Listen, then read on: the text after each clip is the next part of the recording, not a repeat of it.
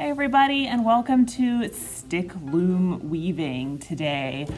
This is a great activity if you are stuck inside on a rainy day or if you just want something kind of new and creative to try. So this is an example of what we are going to do today that I made. Things that you are going to need today, you are obviously going to need a nice stick. One with a Y kind of bend. You want to make sure that it's not too snappy, okay? Try to like gently see if it will break on you. But if you find one that seems pretty sturdy, that's good.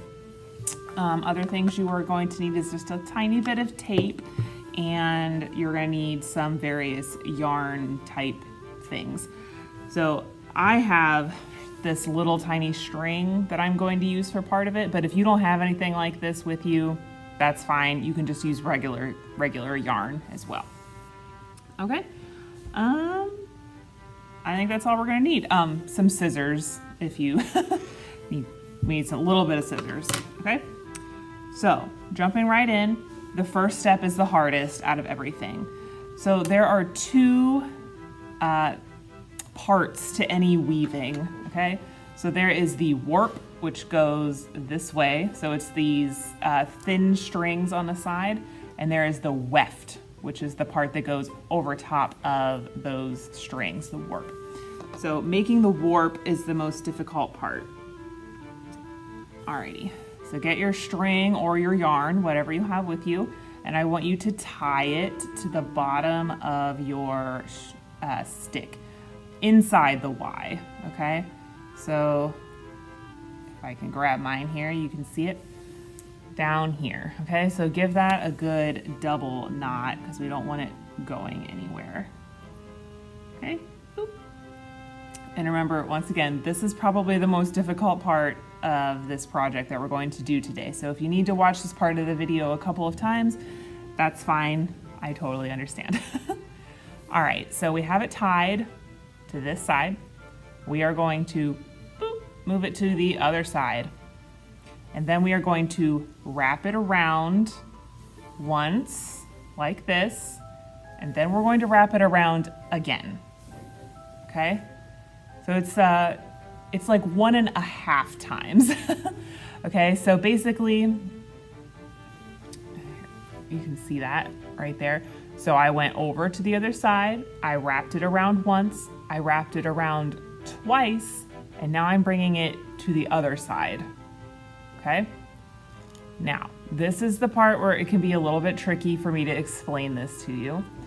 If you look down the center here, I'm not just going straight across, so I don't want you to go like this.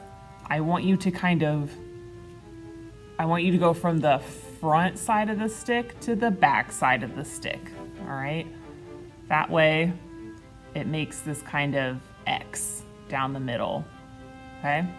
And then you do the same thing on this side where you wrap it around once and then wrap it around again, and then you pull it towards the other side. Okay, so there's where you're seeing your X, okay? So because sorry, this is hard to do. There, so you can see it's coming from the front of this stick and I'm moving it to the back of the other side. And as you do this down the stick, it will make this little X kind of design down the middle.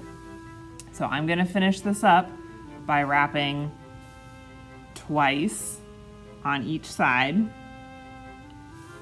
then moving it across down the middle. The reason that you want to wrap it twice is so it doesn't slip down. So it's making it a little bit more sturdy.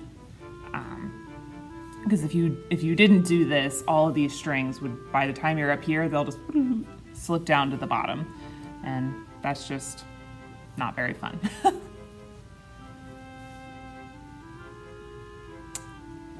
You also want to make sure that this is fairly tight. You don't want to snap your stick in two, obviously, but you want to make sure that it's tight enough that it's not going to slip down. Sometimes you can use these like little knobs in the stick, and that helps it to not slide down as well if you wrap it around one of those. All right, so here I am. I think I am at the end of my warp here. And once again, if you look down the center, you can see how those cross, okay? And I am just going to go ahead and tie this off. Okay, just a quick recap about what we just did. We just made the warp for our weaving here. And when we look down the center, we can see that it kind of goes in an X pattern. And we double wrapped on every side so it won't fall down the stick, okay? So once again, this is called the warp. And now we are going to make the weft, which is the parts that are gonna go this direction in the weaving, all right? So this is where it gets a little more creative and you can kind of do whatever you want with it. Now I am going to use this kind of light teal colored yarn, but you can do whatever you want, okay? So get a length of yarn. You can kind of measure it up. So the first thing that you need to do is fold it in half because we are going to be using it folded in half. And then you can kind of guess how long you want it to be. So I want this yarn to go once down and then once back. So I can measure it up and say, oh yeah, that's gonna go once, twice, and then I have a little bit at the end here just for making it easier to use.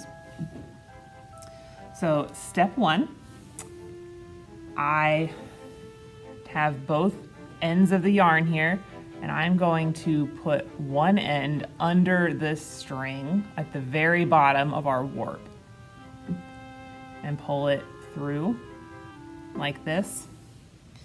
And then I'm going to meet up the ends again and then pull it. Sorry. There we go. So I'm going to pull it. This is just so it is attached to the bottom, and when I pull on the string, it won't go anywhere. And then this is where you're gonna need that tiny piece of tape. If some of you guys are fancy out there and have yarn needles, you can just use a yarn needle, but I'm not that fancy. So I've just got a piece of tape that I'm going to tape on to the end of my yarn. It makes it a little more sturdy on the end of your yarn and it's easier to use. And it's the same way, or the same reason that people use needles when they're sewing, because it's very hard to keep track of that tiny thread when you're doing your sewing. So this just makes it a little easier. If for some reason you don't have tape, you can probably do it without the tape as well. Okay, so here we are. So I've got my end that's all taped. I got my string attached to the warp, and now the fun part, the weaving part, where we start making the weft. So I'm going to take the end of my string here and I'm going to put it through here. And then the next string, I'm going to go over top of it. This, so you can see the yarn is over top of this first string. And so the next one, I'm going to go underneath. Okay, so you can see I'm over top of the first string, underneath of the second string. And then the next one, I'm gonna go over top again, okay? So over top of this string and pull it through. And then once again, under the next string and over the next string. So you just want to keep doing this over and under for each string. Once you get the hang of it, you can go real fast, like boom, boom, boom, boom, boom. Look at that. So you can see the whole time, over, under, over, under, over, under, etc. Okay, so that is actually my first line of the weaving. And you want to kind of squish this down, all right? And now, what do we do at the end here? We just turn around, okay? So it looks like I went over here. So now I'm going to turn it around and go under that string, like so. And then the next one, last time, it looks like I went under it, so this time I'm gonna go over. Like that. And I'm gonna just keep doing that. See? Okay, now that I have reached the end here, there are two options that you can do. You can either tie it off, or you can leave it. You can like cut it around here and leave it, and then later you can kind of weave it back in with everything else.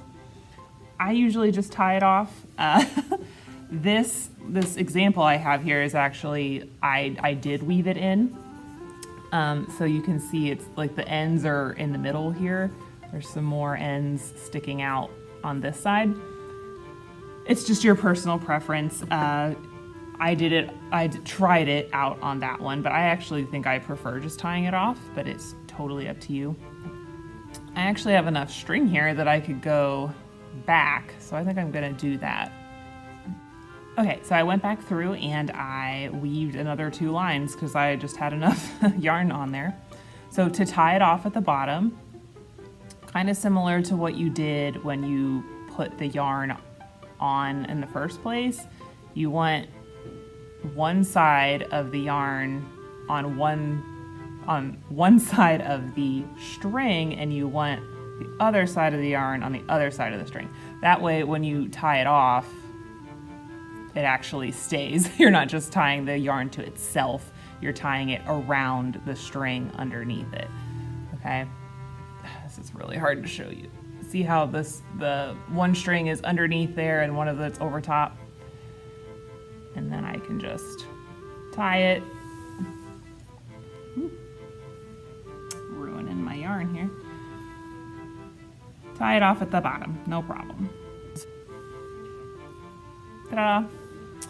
You can cut down those little tails too. It's important to keep pushing this down on the side. That way you're not getting any holes in your weaving.